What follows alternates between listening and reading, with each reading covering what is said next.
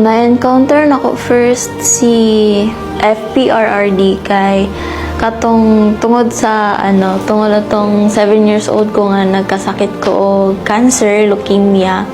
So na-diagnose ko una din dira sa SPMC. So dito na ko siya na-encounter kay dagan siya kanang mga pahalipay gud sa mga bata. Mao po na ako ang dili makalimtan sa iya. Every year nga labi na mabot og December, ma'am, nga na feel na mo ang pagsuporta ni sa mga Duterte or especially ni Tatay Digong pag-abot sa mga kinahanglanon gud nga mga tambal.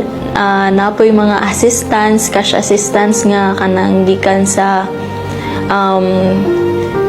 sa City Hall nga katong especially tong mayor pa siya nga makadawat jud mi og mga cash assistance pang palit man lang og tambal namo kay ang tambal namo kay nami kanang tambal dati na isa lang siya ka-injekan pero ang iyang kantidad kay mga 3,000 maabot og 5,000 tapos isa ra to siya ka-injectionan. So tapos sa isa ka semana sa isa ka bulan makaduha katulo ka injections.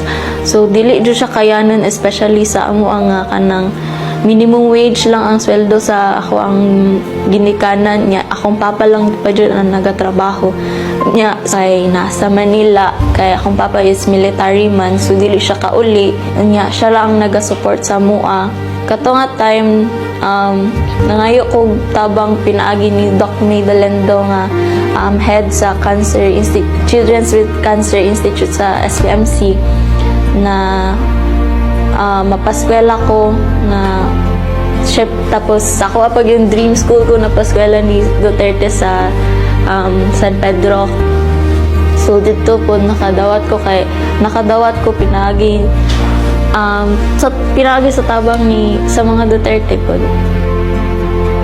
Ako ingnon sa inyo na ang mga Duterte is open arms sila, always open doors nga kung ikaw nanginahanglan ka og tabang, andam sila nga mutabang perminti sa inyo ha.